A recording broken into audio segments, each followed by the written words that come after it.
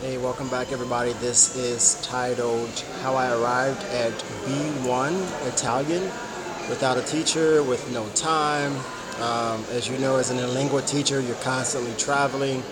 And for me, I calculated that I was doing about 15 or 16 hours of commute time. And so I realized that I could use the time in between classes while on the train to practice my Italian. And even though my learning was limited, it was better than nothing. So I figured I might as well use that time for something productive.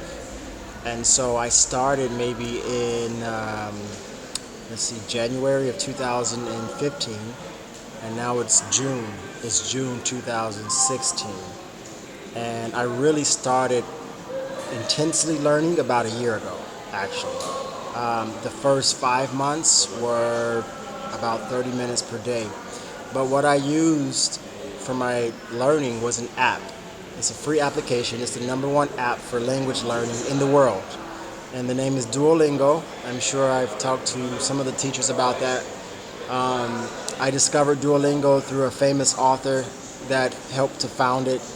And it will help you with your vocabulary, but it's also fun. It's not a boring app that you feel like you have to do it.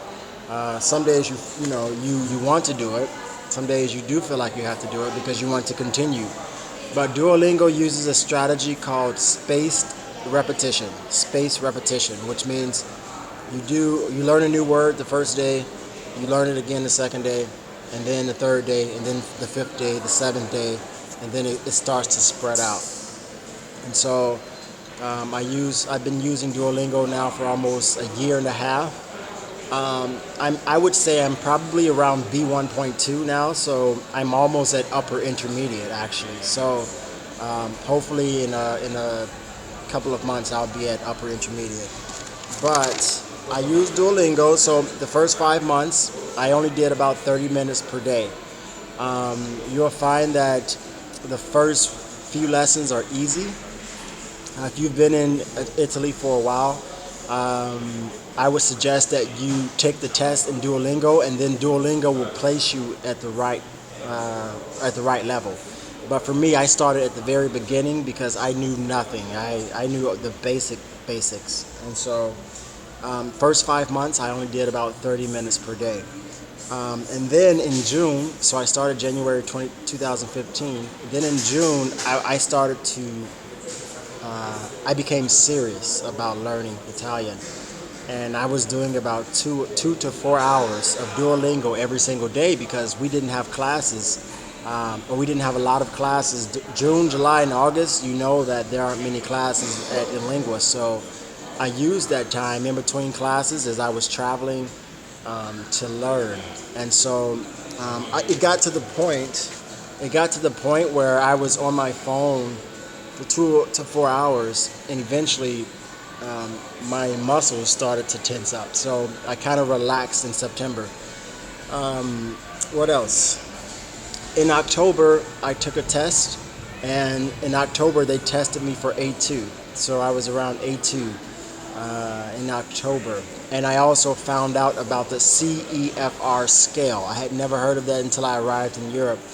And so realizing that I was at A2 with the CEFR scale, that means I was at about 150 hours because with the CEFR scale, each level represents a certain amount of hours. So you start off at A0, which is 0 hours. A1 is 75 hours. Then you have A2, which is 150 hours. A2.2 is 225 hours. And then B1 was my goal, which was 300 hours. B1 is about a conversational language. It's conversational fluency, which means you can have conversations, you can have basic conversations, okay? When you get to B2, you can understand native speakers without a problem, without too much strain, which is my goal.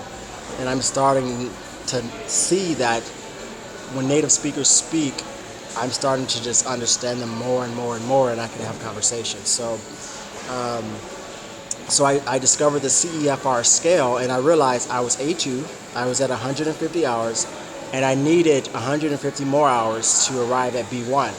And so I broke that down. I said, okay, if I do 30 hours per month, then I can arrive at B1 in 6 months, more or less. And so I started to do that. I think I was either A2.1 or A2.2. I was really close to A2.2, I think. So I was able to take the test in March and test for B1 or intermediate. So and that's all I did, Monday through Friday, on the train, on the metro, in between classes.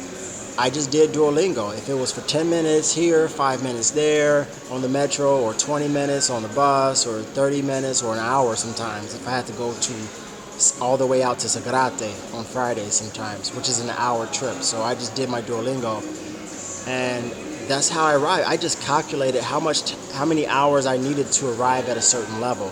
So again, check out the CEFR scale if you haven't heard of it. I know I didn't. Maybe the other teachers already know about that or already knew about that, but I learned that this year. So, and then for the future, so I will talk in Italian now. So per il futuro, voglio arrivare al livello B2 entro settembre.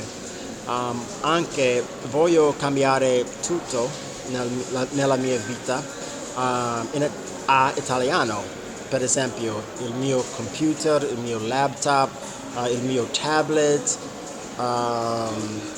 cosa guardo, cosa leggere, tutto in italiano.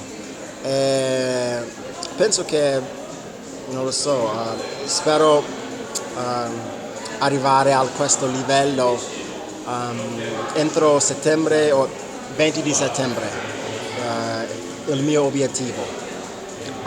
Anche voglio iniziare o cominciare a imparare spagnolo, anche perché questo era il mio sogno, imparare spagnolo, perché in liceo ho studiato spagnolo per 3 o 4 anni e anche all'università. Ho studiato spagnolo per un anno, ma adesso è non possibile per me parlare. Non lo so perché, ma in liceo, all'università non abbiamo avuto conversazioni, ma solo, come si dice, conjugations. Con Duolingo è bravo per vocabolario, perché in Duolingo ero introdotto a 3.000 parole. 3.000 parole per vocabolario. Mi scusa. 3.000 parole. 3.170 è vicino a B2. Livello per vocabolario. E dopo voglio imparare spagnolo. Ci sono 7 lingue che vorrei imparare. So, adesso lo so: l'inglese, italiano, dopo spagnolo, rumeno, cinese, mandarino e poi arabo, e le ultime non lo so, forse non lo so, sono 7. Il mio sogno, penso che italiano sarà bravo a imparare, perché spagnolo è una lingua latino, va bene? E basta. So, grazie per mi guarda, grazie per il tuo tempo e ci vediamo a presto. Ciao.